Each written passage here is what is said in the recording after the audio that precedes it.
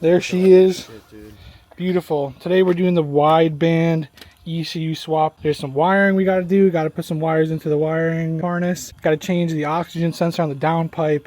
We'll get into it. Yeah. We got a new character on the channel. Yes, sir. We got Premium Gooner. Premium Gooner 2000 here, dude. Checking in with the box of Bosch parts, dude. Genuine Bosch import part. The wideband wiring harness right here. So as you can see, we got 3 wires that we're gonna have to pin into the ECU wiring harness. We'll see how that goes. And in this box, we got ourselves a genuine Bosch wideband O2 sensor. And now, the star of the show here, if I can get it out. This is a wideband ECU. This is off a 2004 BEA engine code, TT225. The immobilizer is deleted, and then we're going to be getting this tuned. As you can see, it's got a sticker. Immobilizer off, but yeah, we'll see how this goes. This is my Mk1 Audi TT225. The objective of this series is to build a car for the street and the track, so we're doing everything. This is episode 2. If you want to check out episode 1, I installed a fresh suspension kit, so go check that out. Alright, so to start this job, we're going to work to get the charge pipes off, and then we're going to get back down to the downpipe to get the oxygen sensor out. Alright, we got the charge pipes out of the car. For now. For now.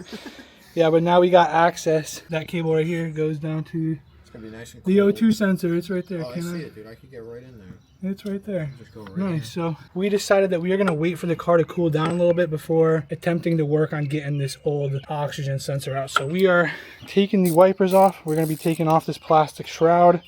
Then we're going to be making our way to the ECU, into the ECU wiring harness.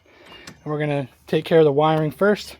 Then we'll come back for the oxygen sensor. Now, if you're unlucky like I am, you won't be able to remove your wipers easily because they are absolutely rusted on. So we got this little tool here. This is a wiper little remover, so we'll see how this goes. So here's how you set this thing up. I'm gonna try to pop it out now. I wish we got on video. That was pretty hard to do. It's not off yet, but there's a loud pop and it's got some movement, so it's coming out. Let's go. Wow. Oh, yeah, look at all the corrosion on there. Holy shit. Yeah, that'll fucking stick it. So we were fighting with it for a while and just popped it loose, and it's just now about to come out finally. Loose like a whore. We're trying to access the ECU now, so we got the cabin air filter out and we're working on getting this top bolt out. Let's see, there's this top bolt right there, and the ECU should slide right out. It's a T25 Torx. Maybe hard to get on video, but after you get that T25 Torx bit out, on the left side of the ECU there's a little metal tab that you have to bend out on the left side of it. That tab right there. I think you should be good. We got the cover off, and I'm just moving these wires out of the way so that we can move the cover out of our way. ECU is coming out slowly but surely. Alright, so we got that left plug out. The ECU is pretty much out from its housing, but other videos don't show this. We have this like secondary like protector bracket over it, it looks like. I have no idea how to take it off. Yeah, like make sure the ECU never It's gets... like riveted to the top of the ECU. Holy shit, I've never seen this in any of the videos. Yep, so that little ECU cage is spot welded, so we're just about to drill it out with some drill bits. We're drilling. We got the thing fucking free, dude. The little New York City drill. Yeah. We just went the full destructive approach with a goddamn hammer, a drill, flathead, and pliers, and we just destroyed that little back end clip here. We had these 2 little butterfly ear wing things, whatever you want to call them, and then that's what our screws threaded into. Worked on lifting these up and out, broke them free from the posts, and then just pulled this thing, and eventually, because I drilled the actual bolts holding it in, they snapped, gave it away, and now... Oh, nothing holding it, huh? From this moment... Let's go. Wow. This piece of shit. This piece of shit. Boom. Free. There it is. Gone. Old ECU freed. We let it cool down over the course of what, 2.5 hours? Yeah. And in half a second, Travis gets that fucking... He gets that O2 socket right up on there, dude. Barely any effort. Crack came right off, and he's like, okay, definitely cooking. Oh yeah. That's a cutie. Go again. We got our brand new wideband Bosch O2 sensor, genuine Bosch. Yep. Go ahead and put this in there. But we got the O2 sensor on. You know, we got another quarter of threading to go. Look at that, dude. Nice and tight, but not too tight, because too tight is broken. Too tight's broken? Yeah. Nice and tight, but not too tight, because too tight is broken, dude. We're opening up the connectors for the ECU wiring harness to add our own wires for the wideband and a resistor for the VVT. Yes.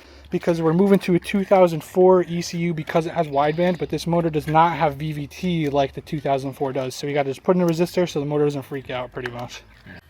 We're in the connector. We got that plastic piece, and now we just gotta finagle this out. There it goes. Looks like he was just kind of able to.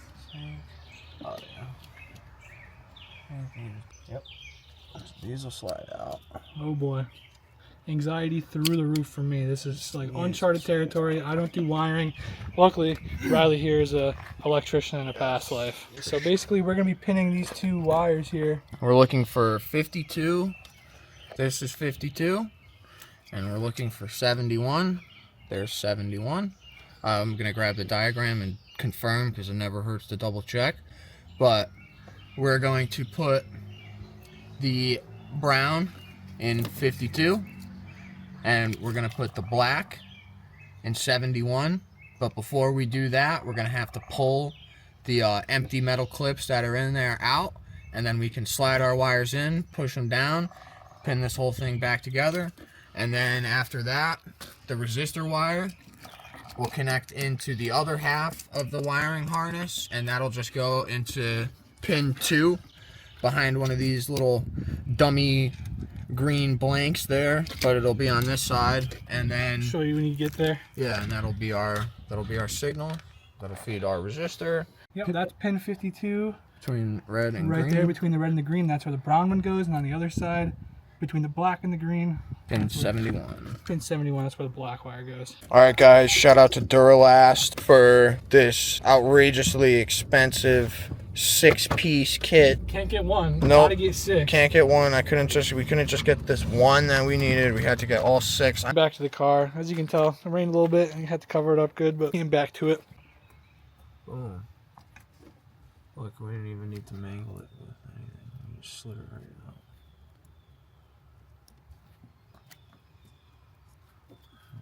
Grab hold of her. Boom. So there's pin 52. So we're just gonna cut this thing. Just like that. Perfect. And then we're gonna spread the labia majora. Just like that. And then boom. Insert it. And then now. Yep, perfect. Don't get better than that. Alright, now flip it to the other side, and we need 71. Between the black and green. Black and the green for easy reference. It's on the opposite side of the brown now.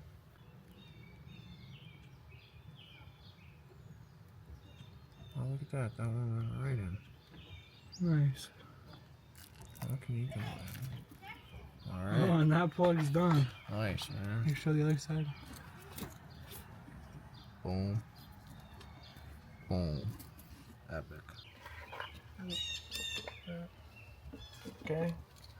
Purple clip 1 is on. Orange retainer.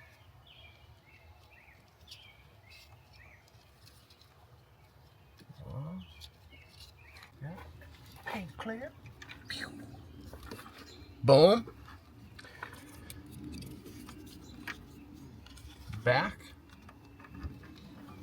Big back. Nope. Here. Here. Here. Alright, we're back. We're working on the other side of the harness now. So on this one, it's the bottom and the middle little green nub thing needs to come out. Using a tiny little drill bit now to try and poke it through. I'll try, dude. Oh, it poked through. Poked through it. It worked. Poke it through. So See how these other ones are hot dog? Hot dog. Or I guess hamburger technically. Hamburger. So we want this to also be hamburger. So it's gonna be hamburger, dude. Hamburger, dude. Oh. We're fucking hamburgered in, man. Look at that, dude. 1, 2. Oh, look at that, dude. Factory. That shit factory, dog. We'll do the final wire up once we get the ECU in and we get everything bolted. So it's finally the time to get the wideband ECU in. Here, Riley, dude, I'll let you do the honors, man. Right. We found living in the ECU bay. Well, not living. We found dead. And a sack of spider eggs. I don't know how we didn't notice that until we went to put it back together.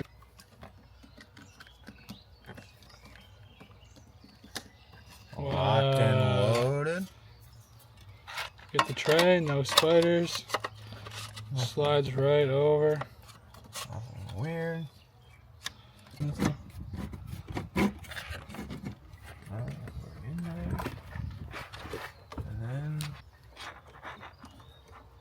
Bending that tab back. Factory, dude. Factory. Factory, kid. You don't even know, dude. Oh, look at that, kid. Look at that. Boom. Just working in on tucking wires to make it look clean and, you know, final last 2 plugs.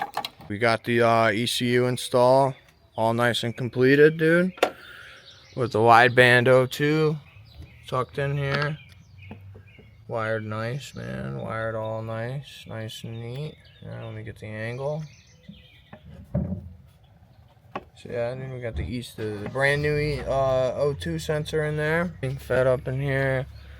Brand new ECU unit. As you guys can see, it started raining, so we're calling it quits for now. Currently, the wideband ECU is fully installed. Wiring harness is done. We started doing some other stuff. I started to pull the old injectors right here. If you can see these two side by side, you can see that this one is missing the seal and the little plastic retainer. So we're gonna have to pull the intake manifold and fish these out. It popped out inside the intake manifold. Still was struggling to get one more injector out, but you know, it started pouring rain, so we're calling it quits. I also lost the retainer clip for the fuel pressure regulator, so I gotta order that. But yeah, that's where we're at now. Unfortunately, that's about as much as we can do for now. We still got some other things that we gotta do to the car. We gotta install the RS3 MAF sensor. We gotta install the 550cc Bosch fuel injectors, and we gotta do the fuel pump, and we also gotta tune the car. Yeah, so unfortunately the car is sitting for now. We got more work to do, so we're gonna have another episode out next weekend where we're gonna take care of the whole fuel system. Then after that, we're gonna be tuning the car. So make sure you hit that subscribe button, hit that like button, leave a comment, let us know your thoughts. So if you've seen some of my past videos, you've probably seen some of these parts, but I just wanted to show these for the new viewers so you guys know what is coming moving. This is our RS3 MAF sensor. This is off a 2004 RS3, the one with the 1.8t. Right here, we have our set of Bosch 550cc fuel injectors. These are the adapters, so they work with my fuel injector wiring harness. Yep, brand new Bosch 550cc units. Now in here, this is our Cytec 378 liter per hour fuel pump. Here's the rest of the parts for that install. Already installed in the car, I have the 4-bar fuel pressure regulator, also a genuine Bosch part. That's already installed in the fuel rail outside. And then yeah, once we get these last parts installed, we have our data cables. One of these is a read cable for data logging. The other one is an ECU write cable. Episode 2, we're going to be finishing the fuel system overhaul, and then we are going to be tuning the car. So stay tuned. We'll see you in the next one.